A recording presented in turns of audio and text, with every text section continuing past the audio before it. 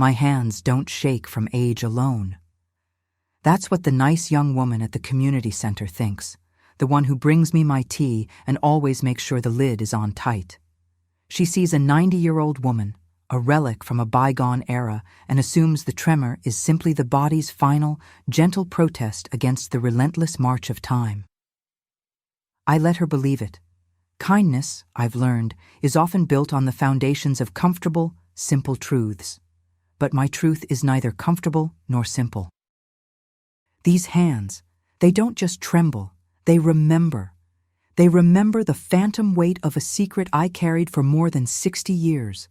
A secret that twisted me into a monster to protect the only two angels I had ever known.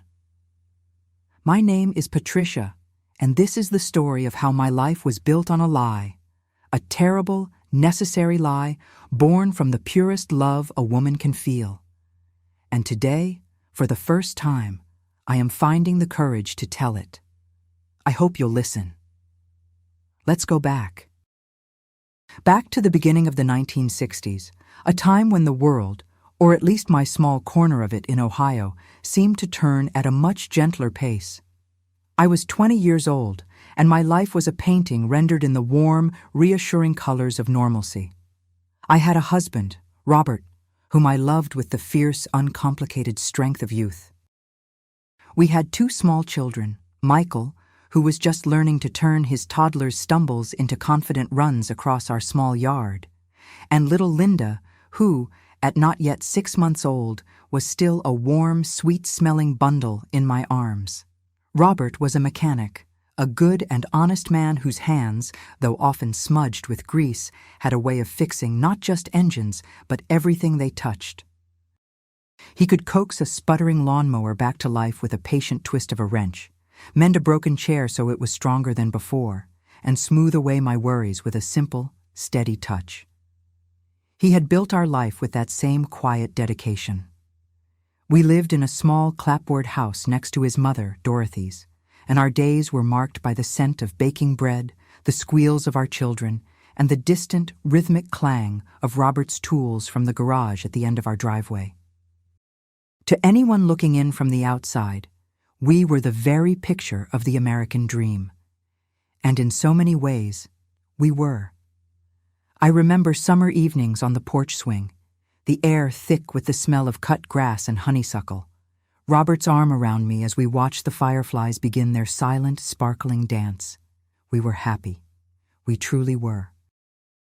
But even the calmest lake has currents running beneath its surface, and deep within me I carried a dark and ancient fear, a dread that had been my silent companion since I was a little girl. It was a vague and shapeless thing, a feeling I could never quite name, but it was always there, waiting in the quiet moments after the children were asleep.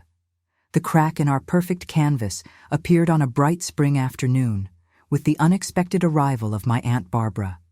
I hadn't seen her in years. She was my mother, Margaret's sister, and in our family, her name was spoken in hushed tones, the way one speaks of a tragedy or a source of deep shame. I had faint, unsettling memories of my own mother, before she passed, talking about Barbara with a strange mixture of pity and terror. The moment I saw her standing on my doorstep, I understood why. She wasn't just nervous, her body seemed to be at war with itself.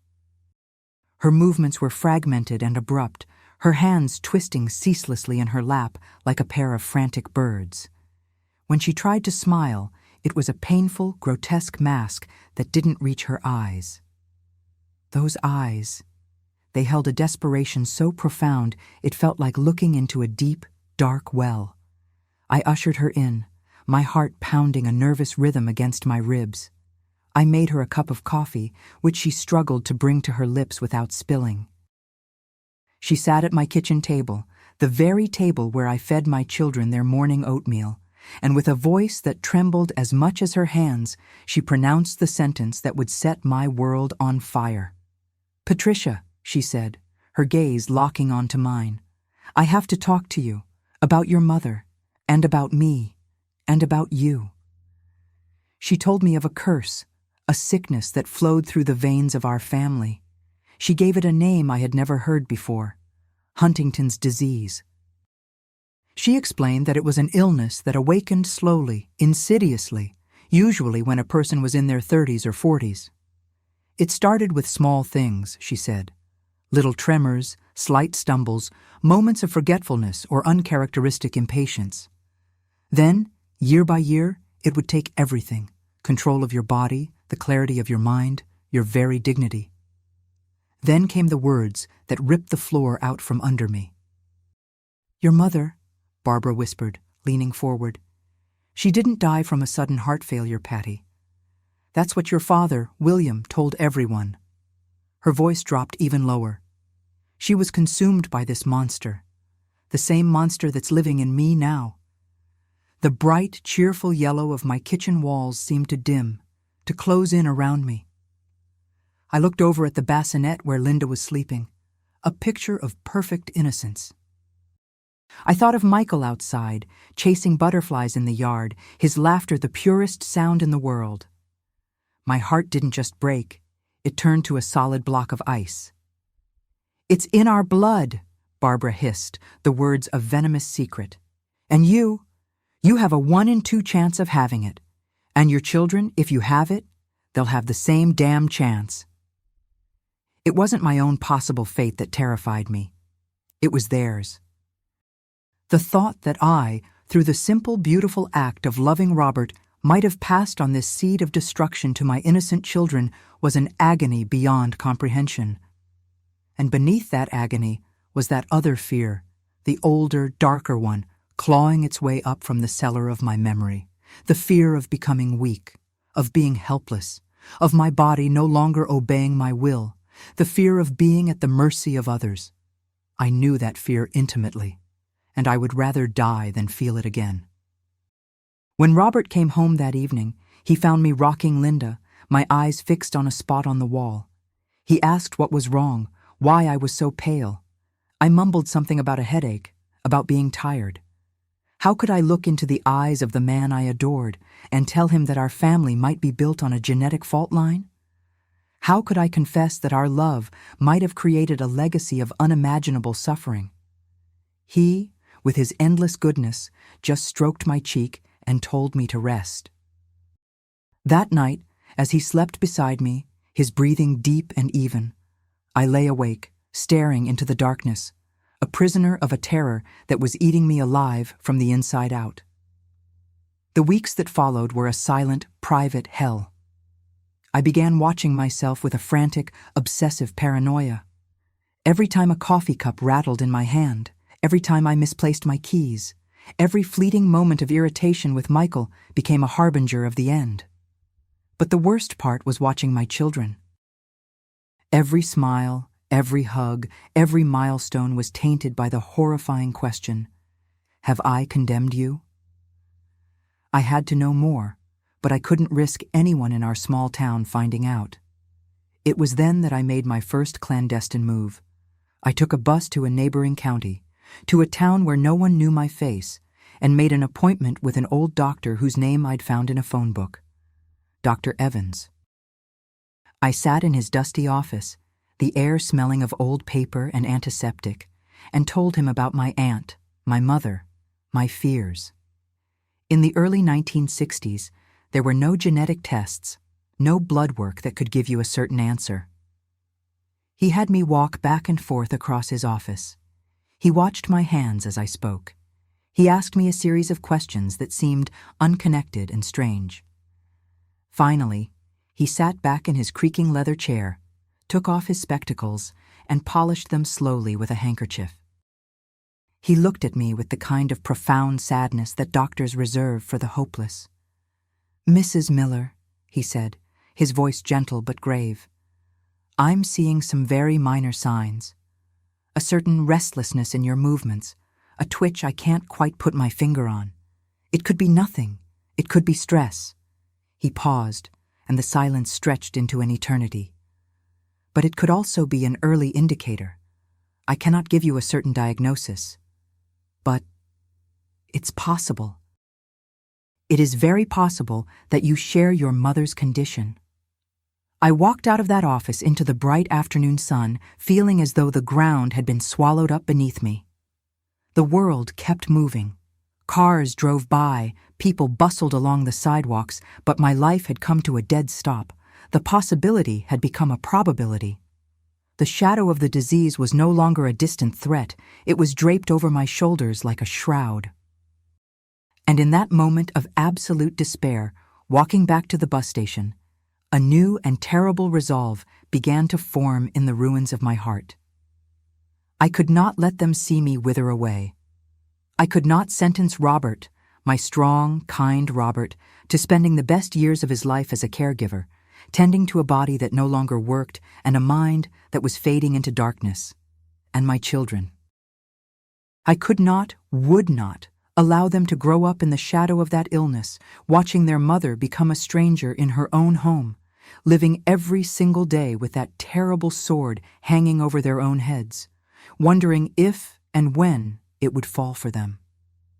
I had to leave. But how? A woman didn't just leave her family in those days. The scandal would stain my children for the rest of their lives. And I knew Robert.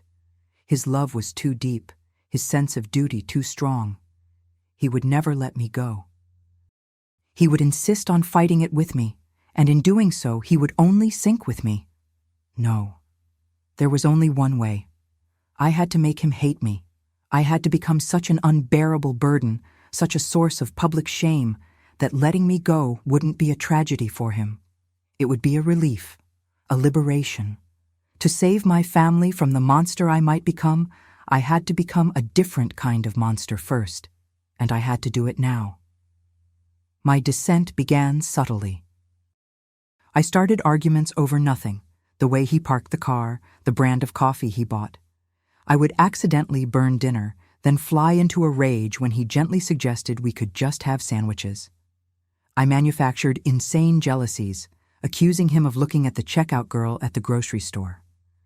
Robert was, at first, endlessly patient, confused but patient. He would try to hold me, to understand what was happening to the woman he loved. "You're just tired, Patty," he would say, his voice full of concern. "It's a lot, with 2 little ones. It'll pass." But I couldn't let it pass. Every kind word he spoke was like a knife in my heart, a reminder of the profound goodness I was about to betray. His mother, Dorothy, noticed the change immediately. I would hear them whispering at night through the thin walls of our houses. "There's something wrong with that girl," she'd say. And I would hear Robert, always defending me. "She's just overwhelmed, Ma. It's a phase." His patience was my greatest obstacle. I had to do more. I had to do something so public, so humiliating, so unforgivable that it would shatter his love and his pride beyond any hope of repair. The perfect stage for my terrible performance presented itself: the annual town Founders' Day picnic and fair. It was the biggest social event of the year, held in the main park. The whole town would be there. My friends, his friends, our families, everyone. On that warm summer evening, under the string of colored lights, I would destroy my own world to save the only people who made it worth living. What's the most difficult sacrifice you've ever had to consider for the people you love? I think about that a lot, even now. Let me know your thoughts in the comments. And please, stay with me. The hardest part was yet to come. The evening of the Founders' Day fair arrived, carried on a warm June breeze that smelled of jasmine and distant barbecue smoke. From our yard, I could already hear the first cheerful notes of the high school band tuning their instruments in the park, a sound that was usually the very definition of summer for me. It was a sound that promised cotton candy, laughter under the stars, and the simple joy of being part of a community. But inside me, there was no music. There was only a cold, methodical silence. The silence of a soldier preparing for the cruelest kind of battle, the one you wage against yourself. I chose my armor with deliberate care. From the closet, I selected a simple sundress, the one Robert had bought me for our last anniversary. It was his favorite. He said the color of it made my whole face light up, even though that light, I knew, had now been extinguished. Wearing it tonight was a special kind of poison, a calculated piece of my terrible strategy. I wanted him to see me as the woman he loved, beautiful and vibrant, in the exact moment I committed the ultimate betrayal. While I dressed, I refused to meet my own eyes in the mirror. I could not face the woman who was about to orchestrate such a monstrous act. I could not look at the coward hiding behind the mask. Robert came into the room as I was fixing my hair. He wrapped his arms around my waist from behind, resting his chin on my shoulder. I could feel the warmth of his breath on my neck, a safe harbor I could no longer anchor in. "You look beautiful, Patty," he whispered, "the prettiest woman in the whole town." Each word of love was a white-hot coal pressed against my conscience. I had to bite the inside of my cheek hard to stop from crying out, to keep from turning around and confessing everything. It would have been so easy to shatter the plan, to throw myself into his arms and beg for his help. But then the image of Aunt Barbara, her body a puppet on the strings of an unseen disease, flashed in my mind. It was followed by the terrifying, ghostly images of my own children, years from now, their own bodies betraying them in the same way. The resolve, cold and sharp as a shard of glass, returned. I pulled away from his embrace with a coolness that startled him. "We're going to be late," I said, my own voice sounding alien and distant. We arrived at the park as twilight was painting the sky in soft strokes of purple and orange. The festival lights had just been turned on, creating a magical canopy of colored stars above our heads. There was a vibrant energy in the air, a contagious joy that seemed to mock the frozen landscape of my heart. Michael, holding his father's hand, looked at everything with wide, wondrous eyes. I held Linda close to my chest. She was already dozing, blissfully unaware of the storm that was about to break over our lives. For an hour, maybe more, I played my part. I was the happy wife, the loving mother. We strolled past the booths selling popcorn and caramel apples. Robert, with a focused determination that always made me smile, won a small stuffed bear for Michael at the ring toss game. And our son's shout of pure joy was a sound so perfect it was almost painful. We stopped to listen to the band play a familiar tune, and Robert took my hand, his fingers lacing through mine. It was a moment of almost unbearable perfection, a final, beautiful snapshot of a happy family. It was a memory I knew I would have to carry with me, a memory that would both sustain and torture me for all the years to come. I knew I had to act, but I kept delaying, clinging to those last few moments of peace with the strength of the truly desperate. Then I saw her, my catalyst. Aunt Barbara. She was sitting on a park bench in a poorly lit corner, away from the main festivities. Someone from her town must have brought her, but she was utterly alone. People walked past her, their gazes sliding away, pretending not to see her. A few children pointed before their parents quickly pulled them away. Her constant, uncontrolled movements made her an outcast, a pariah in the heart of the celebration. I saw her future, and I saw mine.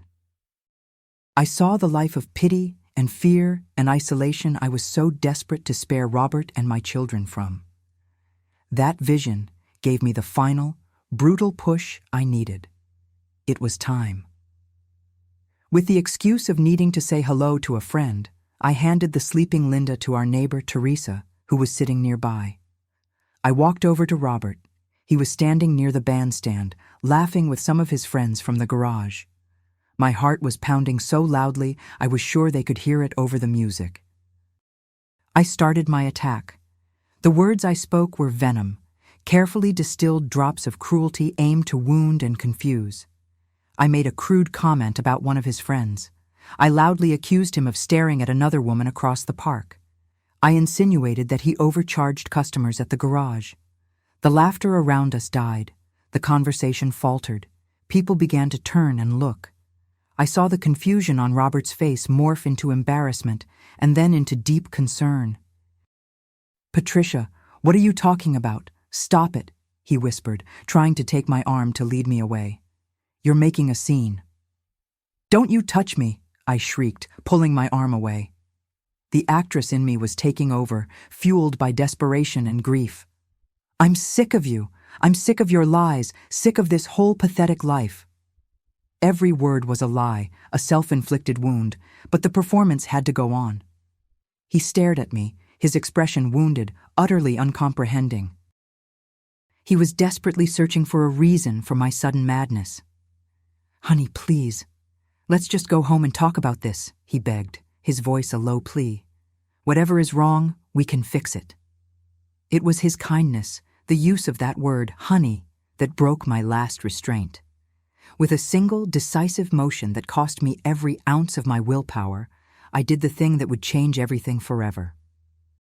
In front of his friends, in front of dozens of our stunned neighbors, I raised my hand and I slapped him across the face. The sound was sharp and ugly. It cracked through the cheerful noise of the fair like a bullwhip, followed by a chilling, unnatural silence. Even the band trailed off mid-note. Every eye was on us. I saw the pure, unadulterated shock on Robert's face. It wasn't anger, not yet. It was a profound disbelief, as if he couldn't process what had just happened.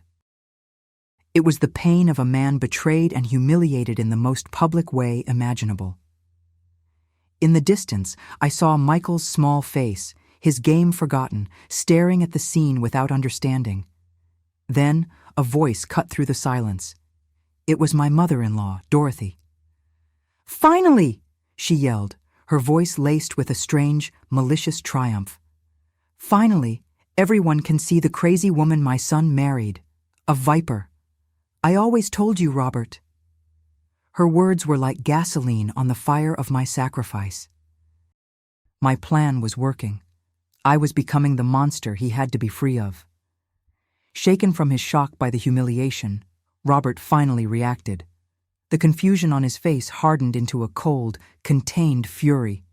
He grabbed my wrists, his mechanic's grip, a grip I had always known as gentle and protective, now feeling like iron bands. "That's enough, Patricia! Enough!" he hissed, his face inches from mine. "Have you lost your mind?" I fought against his grip, screaming even wilder accusations, inventing affairs, painting him as a tyrant. I had to destroy any lingering doubt, any possibility of forgiveness. He started to drag me away from the center of the park, away from the prying, judgmental eyes. I resisted, digging my heels in, making the scene even more pathetic, even more shameful for him. One of his friends, a big man named Frank, came forward to help him. Together, they half carried, half dragged me away, while I continued to scream and cry tears that everyone saw as tears of rage, but that I knew were tears of pure, unadulterated agony. The walk home was a nightmare of tense silence. Once we were inside, Robert slammed the front door so hard a picture fell off the wall. Frank muttered a quick, awkward goodbye and fled, leaving us alone in the wreckage. We stared at each other in the quiet of our living room. It was the calm before the final devastating storm. "Now you're going to tell me," Robert said, his voice a frozen whisper, far more terrifying than any shout. "Not the lies you told back there. The truth. What has been wrong with you for months? Is there another man?" It was my moment, the final, fatal stab. Looking directly into the eyes that had once promised me a lifetime of love, I spoke the greatest lie of my life. "Yes," I said. The word felt like a piece of broken glass in my throat. "There is." I watched something inside him shatter. The anger was gone, replaced by a raw, devastating pain. He physically recoiled, as if I had struck him again. I don't believe you," he stammered. "You have to believe me, Robert," I pressed on, my voice now heartless and cruel. "I don't love you anymore. It's over. Tonight was proof. If you don't let me go, I will do worse. I will destroy your name in this town, your business, everything you've ever worked for. I will make your life a living hell." He just stared, searching my face for a flicker of the woman he had married. But I had buried her so deep there was no trace left. Finally, his voice breaking, he asked the one-word question that I both dreaded and needed to hear. Why? Because you can't command the heart, I lied, reciting a line that sounded like something from a cheap novel. He shook his head, a gesture of complete and utter defeat. The fight was gone. My plan had worked. I had just murdered his love to save his life. And as I watched him collapse into a chair, completely broken, I knew that I had just sentenced myself to a lifetime of solitary confinement, with the memory of his pain as my only cellmate. Do you believe it's ever right to hurt someone so deeply, for what you believe is their own good? It's a question that has haunted me for 60 years, and I'd be grateful to hear what you think. I did not sleep in our bed that night. The very thought of it felt like a desecration. To lie next to Robert, to feel the warmth of his body now that I had frozen his soul, was a violation I could not commit. I remained downstairs, sitting on a hard-backed chair in the kitchen, enveloped by the profound and unnatural darkness of a home where the light had been forcibly extinguished. The familiar, comforting sounds of our house, the gentle creak of the floorboards, the hum of the refrigerator, were gone, replaced by a silence that wasn't peaceful, but empty. It was the silence of absence, the sound of a life that had just ended. From the floor above, I could hear his movements, the heavy, aimless pacing of a man trapped in a room with no doors. Back and forth, back and forth. Each footstep was a hammer blow against my heart, a rhythm of the grief I had authored. I imagined him walking the small perimeter of our bedroom, his hands running through his hair, his mind replaying the scene at the park, trying to find an answer, a reason, a single clue that could explain how the woman he loved had turned into a venomous stranger. Sometime in the deepest, darkest hour of the night, I heard a sound that broke through my numb composure. It was a single choked sob, quickly stifled, as if he was ashamed to show his pain even to the walls of his own home. That solitary sound of his agony pierced me more than any insult ever could. I was the architect of that pain. I had taken our home, our sanctuary, and turned it into a tomb, with my own heart as its sepulcher. I sat there, rigid in the darkness, letting the cold reality of my new existence seep into my bones. There was no turning back. The monster had been unleashed, and Patricia, the wife and mother, was gone forever.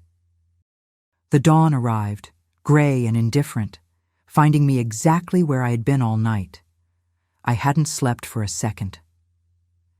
As the first weak light filtered through the kitchen window, I rose stiffly, my body aching with a fatigue that went far beyond lack of sleep.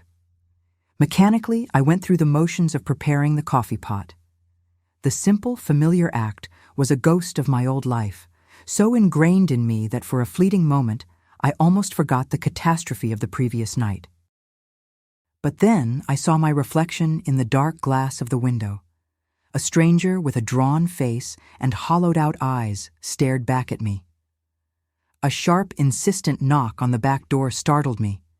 It was Dorothy, my mother-in-law.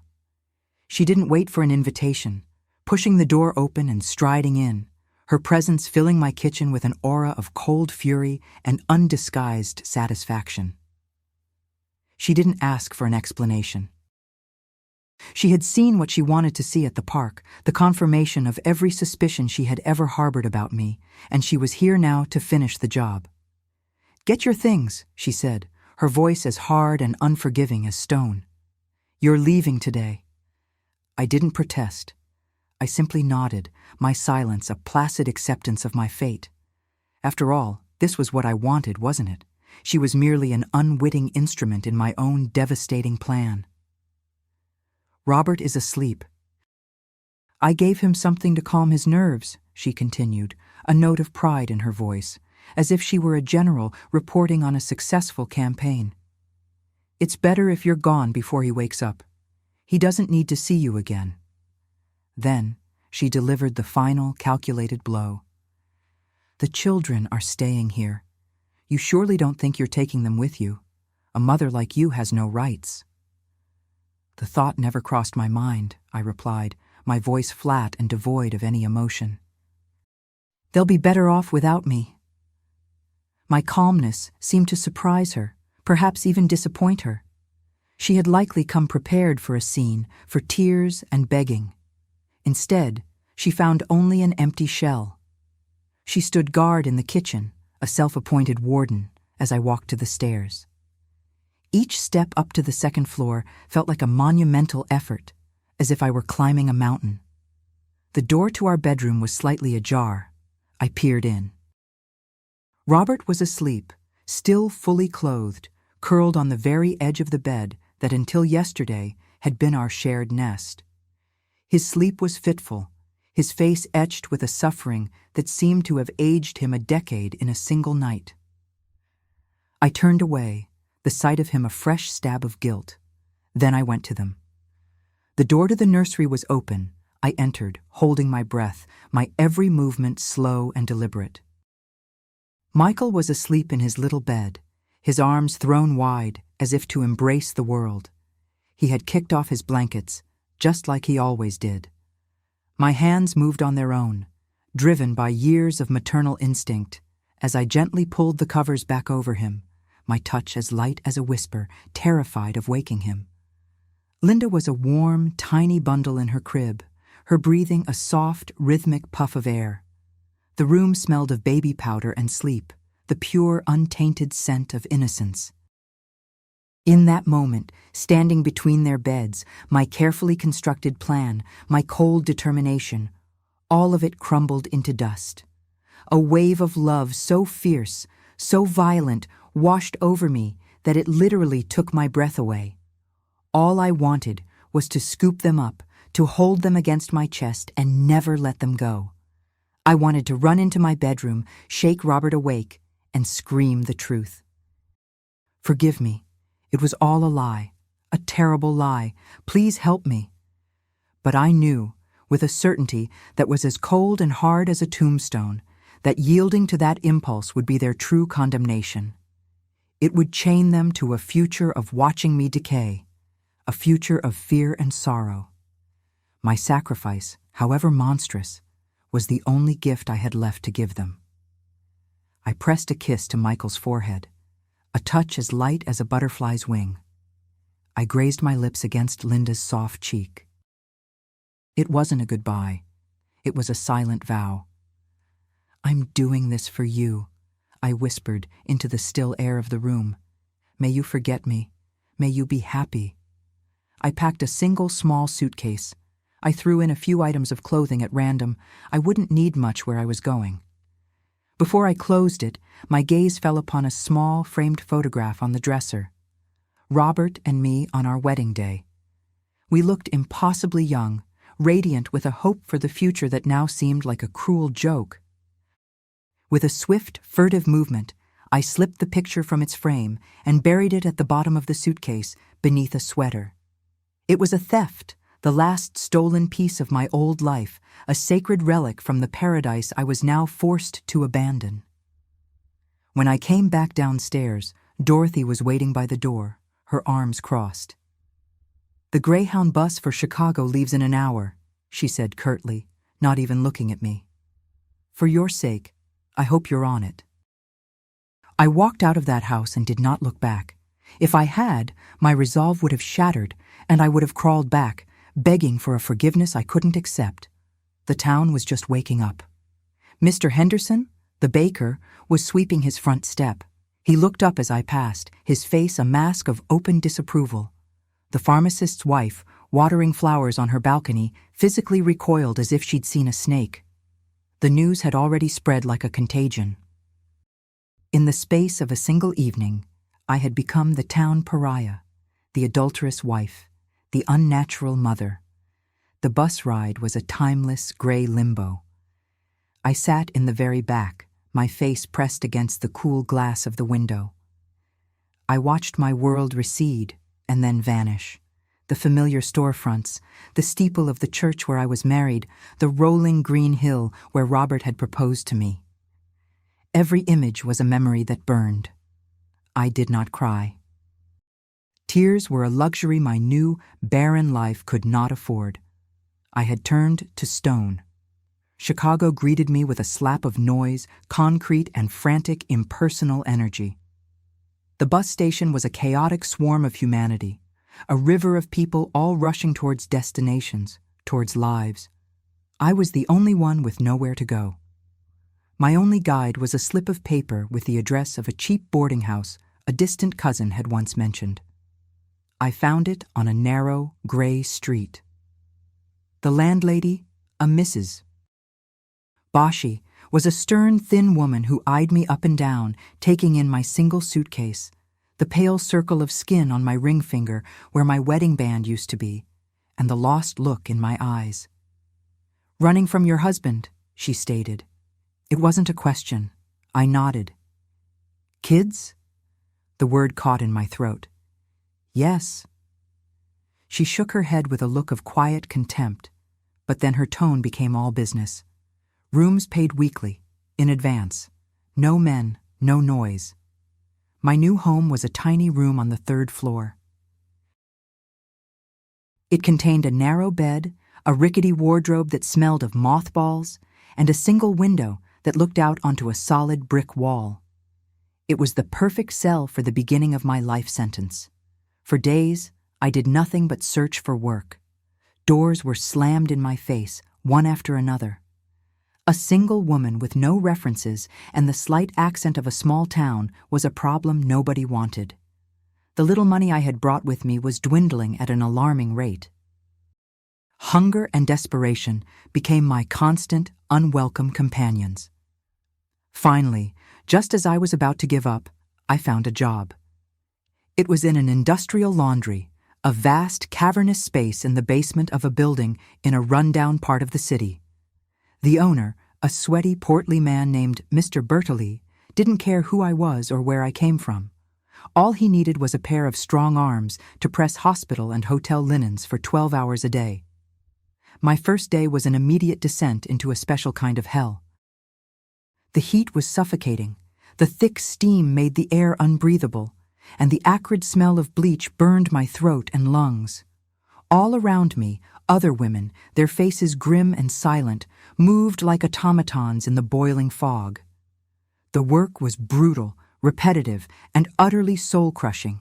Press, fold, stack, press, fold, stack, an endless river of white linens for hours that stretched into infinity. That night, I collapsed onto my narrow bed, my entire body screaming in protest, my hands already red and raw. But for the first time in weeks, my mind was blessedly, mercifully empty. The sheer physical exhaustion had finally silenced the torment of my memories, if only for a little while. I was alone. I was an outcast. I was a ghost. But I was alive. I had a job. I had a roof over my head. It was the beginning of my penance, the start of my long and solitary survival. As I drifted into a heavy, dreamless sleep, I understood for the first time that my act of self-destruction had also been my first, desperate step toward learning how to endure the unendurable. Have you ever felt the need to punish yourself for a past mistake? To choose a harder path because you felt you didn't deserve an easy one? I wonder if my penance was a form of justice or just another kind of prison. I'd be interested to hear your thoughts. The days in the laundry bled into weeks, and the weeks into months, until the passing of time became meaningless. My life had shrunk to the brutal, unchanging cycle of a factory machine, measured only by the shriek of the whistle that signaled the start and end of my shift. The sun became a stranger to me. I saw it only as a pale smudge of light through the grimy basement windows when I arrived, and it was long gone by the time I left. My existence was a gray tunnel, bordered on one end by the lumpy mattress of my boarding house room, and on the other by the scorching heat of the industrial press. The work was a physical punishment that I came to welcome with a strange, grim gratitude. The stench of bleach had seeped into my clothes, my hair, my very skin, a constant acrid reminder of my station. The hands that had once rocked my babies and held my husband's face were now a landscape of calluses and a web of tiny, silvery burn scars. A dull, permanent ache settled deep in my back, a companion that stayed with me through the day and into my restless nights. But every drop of sweat, every screaming muscle, was an anesthetic for my soul. The crushing fatigue was the only thing powerful enough to silence the voices in my head, to banish the images of my children that haunted every quiet moment. I worked in a state of near monastic silence. The other women in the laundry were like me, ghosts bent over their labor, each carrying a private history of sorrow or poverty that was never spoken aloud. We were a silent army in a purgatory of steam. Our commander was Mr. Bertolli, who would watch us from his glass-enclosed office on a raised platform, descending periodically to unleash a torrent of rage on anyone who was too slow or who had scorched a sheet. The woman who worked at the press next to mine was named Sandra. She was a few years younger than me and had a quiet, resigned sadness in her expression that I recognized as a mirror of my own. For months, we barely spoke, our exchanges limited to the necessities of the job. We were two survivors adrift on the same raft, each too consumed by the effort of staying afloat to acknowledge the other.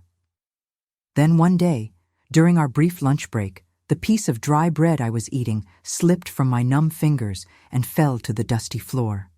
Before I could even react, Sandra reached over, broke her own piece in half, and held one out to me. She didn't say a word. I looked at her, startled by the simple, profound humanity of the gesture. She just gave a small nod. "Thank you," I whispered. "We're in the same boat," she answered, her voice raspy from disuse. That was the beginning of a silent, powerful friendship, built not on words, but on small, shared gestures. An elbow nudge to warn me when Bertolli was in a foul mood. Her taking the heavier bin of wet linens when she saw how exhausted I looked. We never asked about each other's pasts. We didn't need to. We recognized in each other the invisible wounds of those who have been forced to leave everything behind. Her presence became a small, fragile anchor in the vast, desolate ocean of my life. A relentlessly wet autumn came and went, making the basement feel even more damp and tomb-like. It was followed by a bitter winter.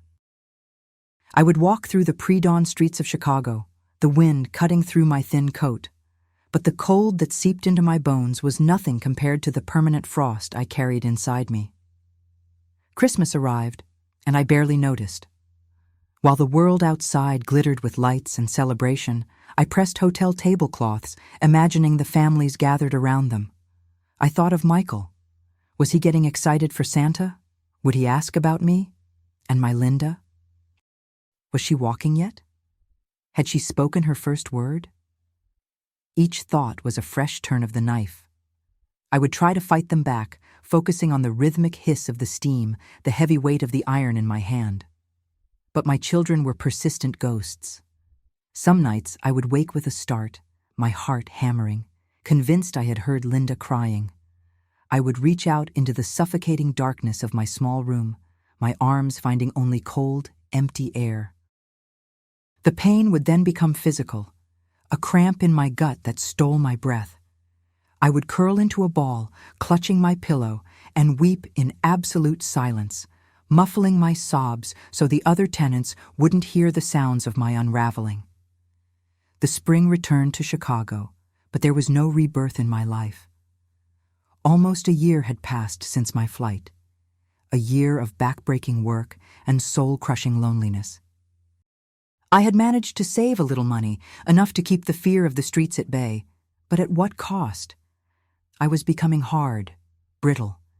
The immense, desperate love that had fueled my sacrifice was being buried under layers of exhaustion and grief. It happened on an ordinary Tuesday afternoon in April. I was pressing a sheet, moving with the practiced automatic efficiency I had developed over 1,000 hours of labor. Suddenly, My right hand, the one gripping the heavy iron, spasmed. It was a tiny, involuntary tremor, almost imperceptible, but for me, it was an earthquake. The iron slipped from my grasp and landed with a sickening thud on a stack of clean linens, instantly searing a brown, ugly scorch mark onto the top sheet. "Damn it, Patricia!" Bertolli's voice thundered from his perch. "Getting clumsy now, are you? That's coming out of your pay." I didn't answer. I just stood there, frozen, staring at my hand. It was steady again. It was just fatigue, I told myself desperately. A simple slip. But a cold, terrifying voice deep inside me whispered the truth. It's starting. The monster I had fled, the curse I had sacrificed everything to outrun, was stirring. It had found me. From that day on, my obsession shifted.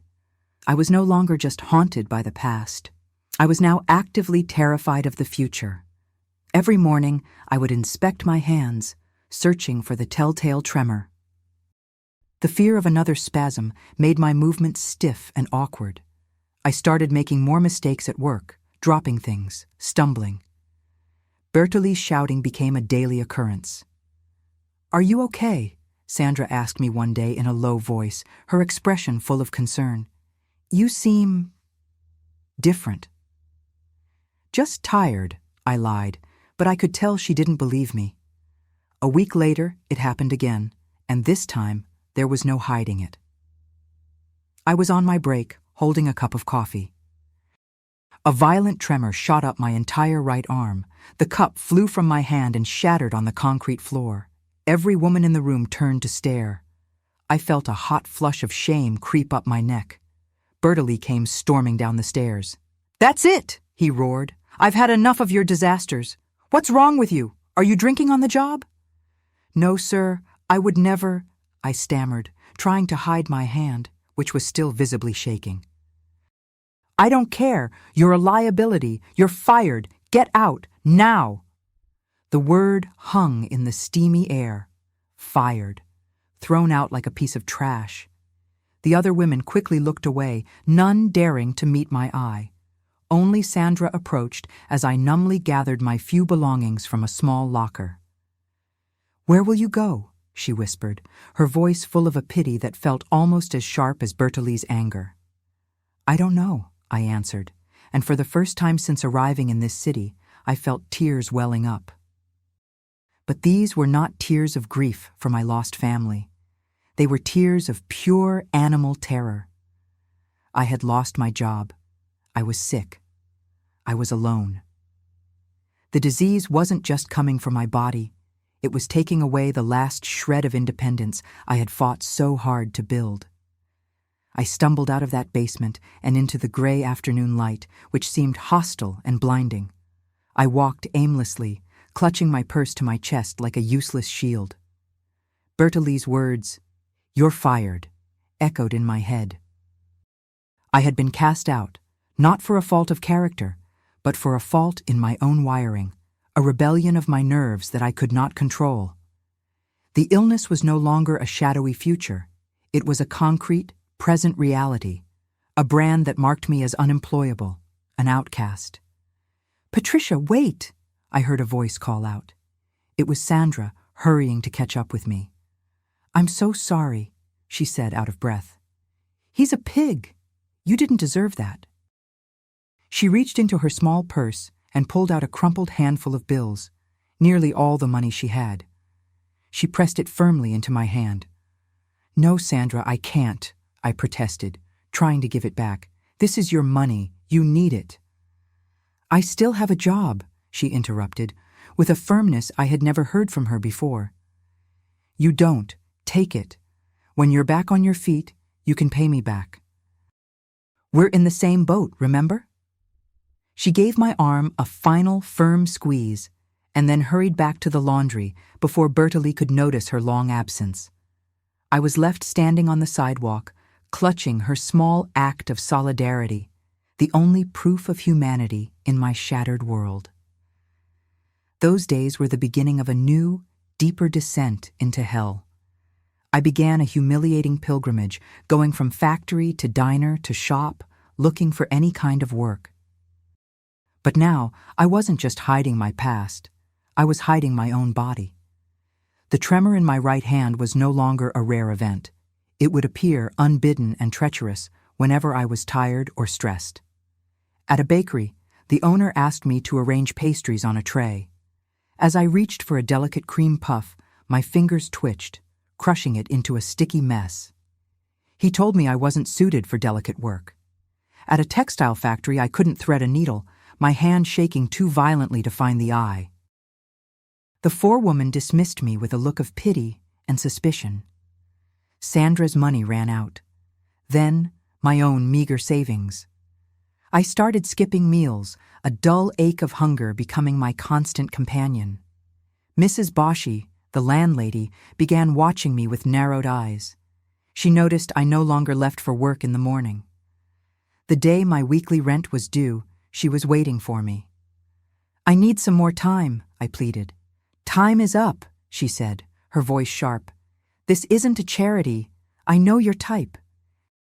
You don't work, you probably drink all day. I want you out. Tonight." I was put out on the street with my single suitcase in the middle of the night. The city, indifferent by day, became menacing after dark. Neon lights cast a cold, spectral glow on empty streets filled with predatory shadows. I had nowhere to go, no one to call. I was utterly, completely alone. After hours of walking, exhausted and freezing, I found a measure of shelter on a cold marble bench in the recessed doorway of a large, dark church. I huddled there, trying to make myself invisible, my shame a heavy blanket. Had I abandoned my children for this? To end up sleeping on a church step like a stray animal? For the first time, I thought of ending it all. The river wasn't far. A few steps, a moment of black water, and the pain would be over. But then I closed my eyes and saw their faces. Michael's trusting smile, Linda's innocent gaze. I could not do that to them. I could not add my suicide to the legacy of their abandonment. My life was not entirely my own. My duty, even in this miserable state, was to survive. Not for myself, but for them. That decision gave me no joy, only the grim, stubborn strength to endure until morning. As the first light began to bleed into the sky, the great wooden door of the church creaked open. An elderly nun emerged. She saw me, huddled and shivering. Her expression showed no judgment, no fear, only a deep, calm compassion. She approached slowly. "My child," she said, her voice as warm as a woolen blanket. "You look frozen and hungry." She took my trembling hand in hers. "Come inside. The soup is hot. You are safe here." I followed her across the threshold. I didn't know it then, but I wasn't just entering a church. I was entering a sanctuary that would become my home, the place where the ghosts I had been running from would finally demand to be seen. The nun, whose name I learned was Sister Margaret, led me to a small, clean room in a quiet wing of the convent. For 3 days, I did little else but sleep, my body and spirit surrendering to a profound, healing exhaustion. On the 4th day, I sought her out. "You have nowhere to go, do you?" she asked gently, as we stood in the convent's peaceful garden. I shook my head. "Then stay," she said simply. "There is work to be done here. In exchange for your help, you will have a roof over your head and a warm meal. Stay as long as you need." And so, the convent became my refuge. Life slowed to a new rhythm, one of quiet work and contemplation. But the sanctuary of the convent walls was a double-edged sword.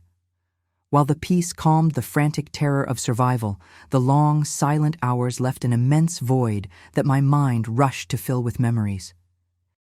And then the nightmares began. They were not of Robert or the children I had left behind. They were older, darker fragments. I dreamed of dark corridors, of a door creaking open, of the sour smell of whiskey and sweat. I would wake up in a cold panic, my heart racing, but the dream would dissolve like smoke, leaving behind only a shapeless feeling of dread and a sense of being soiled, a feeling I had known my entire childhood but had buried for decades. One night, the nightmare was more vivid than ever before. I dreamed of a large, heavy hand clamping down over my mouth, stifling a protest I couldn't make. I heard a voice whispering things I couldn't understand, but the tone froze the blood in my veins. I woke up with a strangled cry. My door opened softly. It was Sister Margaret, holding a candle. Its small flame cast a gentle glow on her concerned face. "A bad dream?" she asked, sitting on the edge of my bed. I could only nod, still trembling. "Sometimes, Patricia," she said, her voice full of a quiet wisdom that seemed to see right through me. "It is not our dreams that haunt us. It is the memories we don't have the courage to face in the light of day. What memory could be so terrible that a person would sacrifice their entire life to keep it buried?" That question hung in the air between us, the beginning of a confession that I knew, with a terrifying certainty, would have to be made. Sister Margaret's words. "It is the memories we don't have the courage to face in the light of day," did not hang in the air between us. They pierced through my defenses and struck something deep and buried, a place I had kept locked and dark for over 20 years. A violent tremor, born not of my illness, but of pure terror, shook my entire body. My first instinct was to deny, to retreat. "It was just a dream, sister," I stammered, pulling the thin blanket up to my chin like a child's shield. "I'm just tired. The work—" She didn't move. Her gaze remained on me, not with accusation, but with a profound and unwavering compassion that was, in its own way, more unnerving than any judgment. It was a look that said, "I see you. All of you." "The pain I see in you is older than this city, Patricia," she said softly. "It's older than your fatigue. It is the pain of a root, not a branch." Her words unlocked something, and a torrent of grief I had held back for years finally broke free. I began to sob, not the silent, stifled tears of my lonely room, but wrenching, gasping cries that seemed to tear their way out of my soul. Through those tears, I confessed. I told her about Robert, about my beautiful children, Michael and Linda. I told her of my perfect life and the terrible choice I had made to shatter it, painting myself as a monster to save them from a future of sorrow. "I am a terrible mother, sister," I wept. "I abandoned my babies." She listened, her hand resting gently on my shoulder, a small, warm weight in the cold darkness. When I was finished, exhausted and empty, she did not offer platitudes or easy absolution. "I do not see a terrible mother," she said, her voice a balm. "I see a terrified one. But your fear, it feels bigger than this illness you speak of. Tell me about the illness, Patricia. Tell me about the curse." And so, I told her the half-truth, the one that had been my shield and my prison for so long. I told her about Huntington's disease, about my mother's slow, agonizing decay, about my aunt's chilling visit, and the doctor's grave, uncertain prognosis.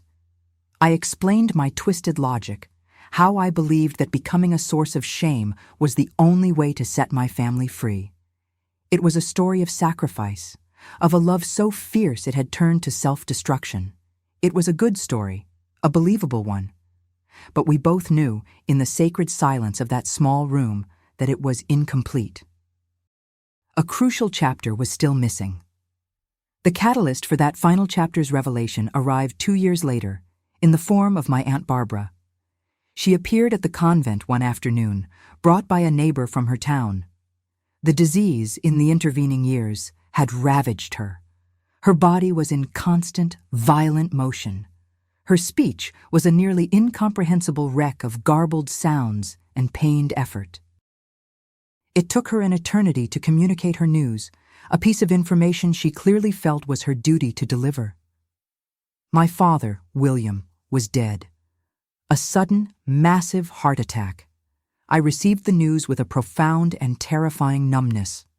There was no grief, no relief, only a vast, hollow emptiness, as if a load-bearing wall inside me had suddenly vanished, leaving the entire structure of my psyche on the verge of collapse. My jailer was gone, but his prison was internal, and I was still locked inside. That night, it happened. It wasn't a dream. It was a memory emerging from the depths with perfect, horrifying clarity. I was not asleep. I was lying in my bed, staring at the ceiling, when the walls of my small room dissolved, and I was 17 again, back in the suffocating silence of my childhood home. I am in my bed. The house is dark.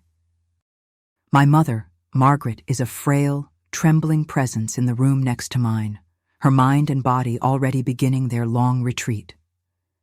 I hear the creak of my father's footsteps in the hall. My breath catches in my throat. The doorknob turns. He is in my room, a large shadow smelling of whiskey and stale sweat. His hands. The memory slammed back into the present. I was in the convent, but the terror was real. The smell was in my nostrils. The weight was on my chest. I couldn't breathe. Then the memory shifted, jumping forward a year.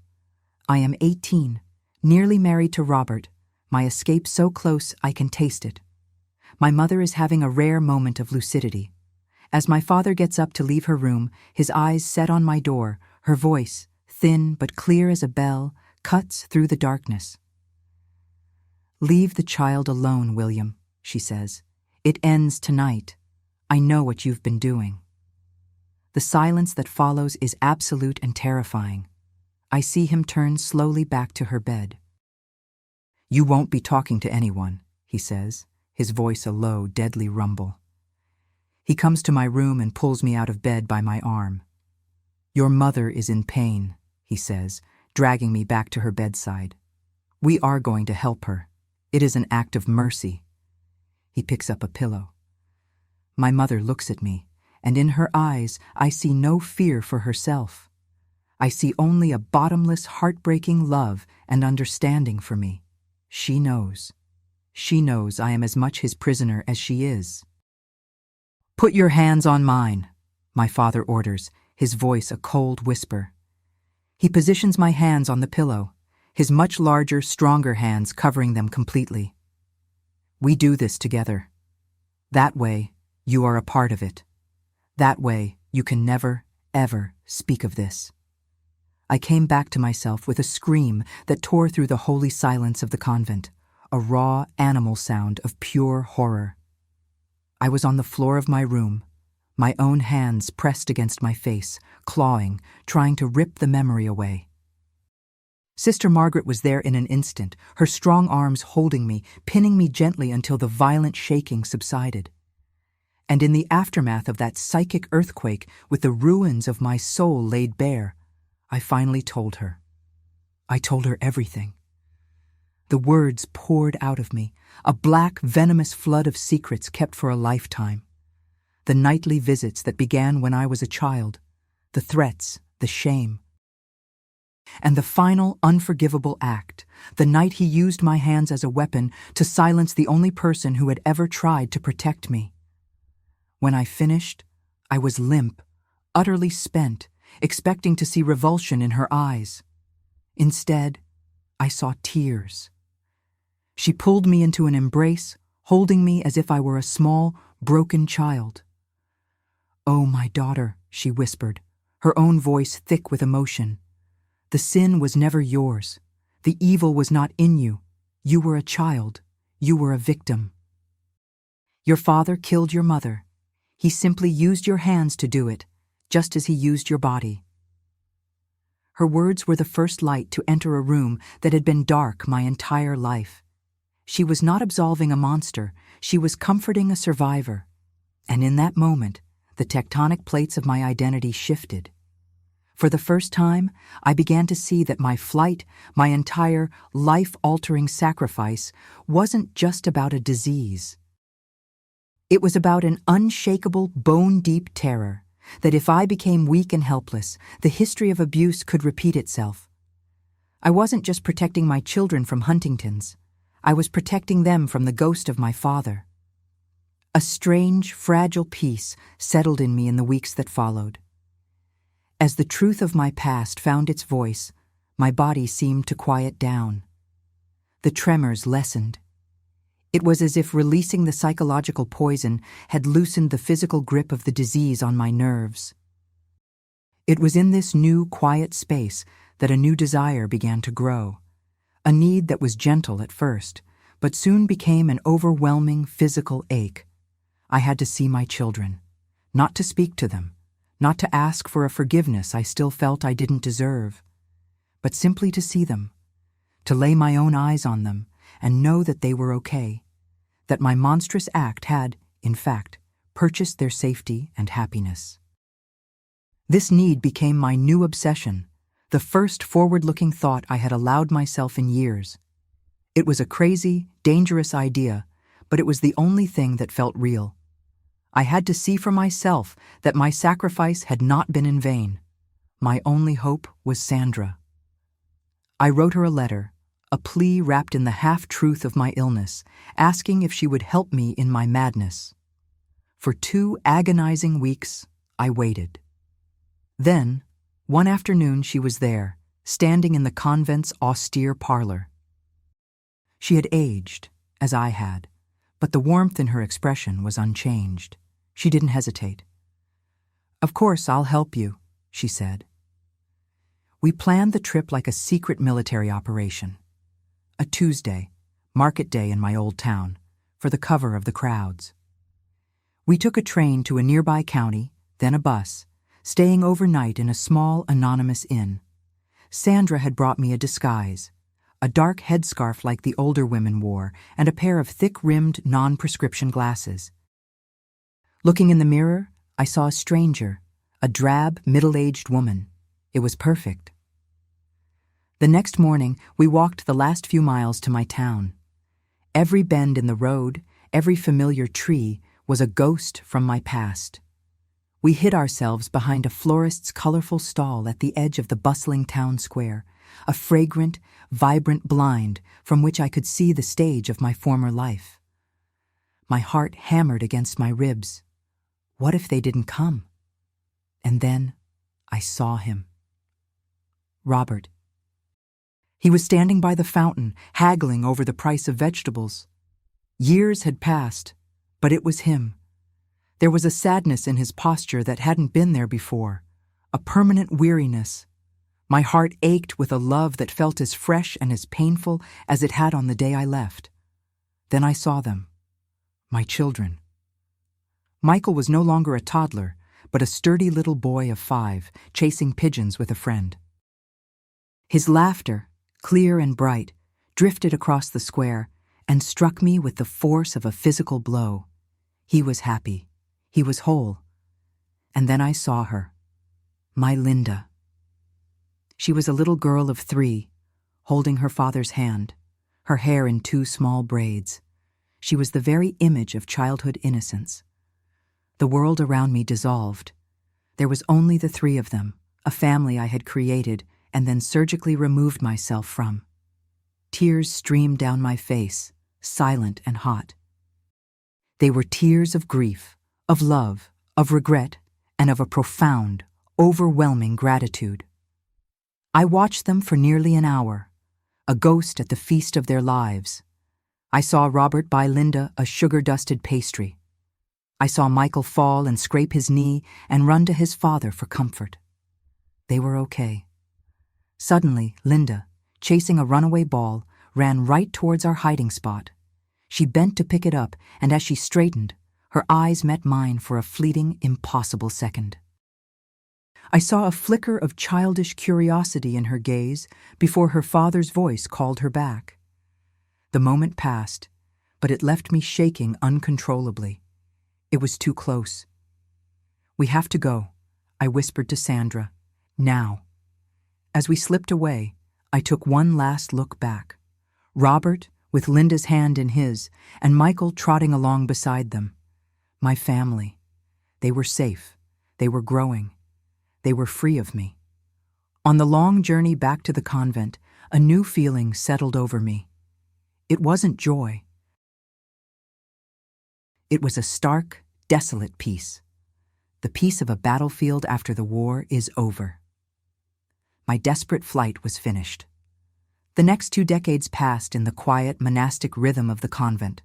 My illness progressed, slow and relentless. The tremors became constant. My words began to fail me. I became the stooped, shaking figure I had always feared. And then, one day, nearly 20 years after I had last seen him, a man appeared at the convent door. It was Robert. Sandra, in her infinite wisdom and love, had decided I should not die alone. She had found him. He was shown into the parlor. I walked slowly to meet him, my body a frail, trembling ruin. When he saw me through the visitor's grate, I saw the shock in his expression, the ghost of the young woman he had married replaced by this wreck of time and disease. Why was the only word he could manage, the question that had haunted him for 2 decades. With a monumental effort, I told him the half-truth, the disease, the fear, the plan to make him hate me. I watched the years of anger and resentment melt from his face, replaced by a tragic, heartbreaking understanding. "Oh, Patty," he whispered, tears filling his eyes for the first time. "We could have faced it together. I would have taken care of you." He returned the next day. With him were a tall young man and a graceful young woman. My heart stopped. Michael and Linda. My son's expression was cold, a wall of anger built to protect a wounded heart. My daughter's was full of confusion and a deep, searching sadness. "For 20 years, I hated the ghost of a mother who didn't love us," Michael said, his voice like flint. "Now I find out you left because you loved us too much. I'm not sure which lie hurts more." His words struck me with the force of that long-ago slap. The stress, the overwhelming emotion of it all, was too much for my fragile body. A violent seizure of tremors overtook me. I lost control, and in that moment of complete physical surrender, the final floodgates of my memory broke open. "No, Daddy, please," I moaned, my voice suddenly that of a terrified child. "Not in my room. Mama is sick." A stunned silence fell over the room. Robert's face went pale. Emma's hands flew to her mouth. Even Michael's anger was replaced by bewildered horror. "The pillow!" I cried out, lost in the terrible memory. My hands on the pillow. No, no. It was Sister Margaret who had entered silently, who finally spoke into the horrified silence.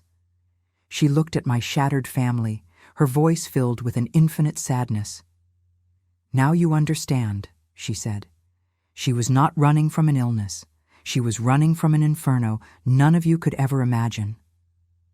It took days, days of shocked silence, with my family sequestered in the convent's guest rooms, trying to comprehend the sheer scale of the horror. Sister Margaret became their guide, their confessor. But the true battle was being waged in my son's soul. The anger that had been his shield for 20 years had been shattered, leaving him exposed to an unbearable truth. The woman he had reviled as a monster was, in fact, the ultimate victim. On the 3rd day, he came to my room alone. I was weak, lying in bed, strangely calm. He knelt beside me. "Mom," he said, the word a broken, unfamiliar sound on his lips. "Your hands? I always imagined them as cruel, but they were the hands of a terrified little girl." He broke down, his shoulders shaking with silent, racking sobs. "Forgive me," he whispered. "For every day I hated you. I didn't understand. Please forgive me." Slowly, I raised my trembling right hand and laid it on his head. I couldn't speak, but the gesture said everything. Forgiveness, love, peace. The weeks that followed were a gift. A lifetime of lost time compressed into a few precious days. My small room became the center of a world that was finally healing. Robert sat with me for hours, holding my hand, the silence between us more eloquent than words. Linda, who was studying to be a nurse, cared for me with a tenderness that soothed all my wounds. Michael came every evening, bringing me small, intricately carved birds he had made in the mechanic shop he now ran, a bridge built between us with the language of his father's hands. I learned I was a grandmother. One evening, as the setting sun filled the room with golden light, they were all there. I felt a great peace settling over me, a final, gentle fatigue. I had lived my life in terror, but I was not afraid of death. With my last ounce of strength, I looked at my children. I love you. We love you too, Mom, Emma sobbed. Always, Michael added, his voice firm. I closed my eyes. The last sensation I felt was not the coldness of my failing body, but the warmth of my children's hands and the steady presence of the man I had never stopped loving. My sacrifice had been a terrible, misguided thing, born of trauma and fear. But in the end, love, like water, had found its way back, carving a path through stone and sorrow. The healing had come. Finally, I was home. And that is my story. Thank you for listening, for allowing me to share this most intimate part of my life with you. If my story has touched you, please, leave a like on the video, share it. Perhaps someone, somewhere, who is facing their own darkness will find the courage to keep hoping, to keep fighting, and to believe that even after the longest night, the sun will eventually rise. Tell me in the comments, where are you listening from today? Thank you, from the bottom of my heart.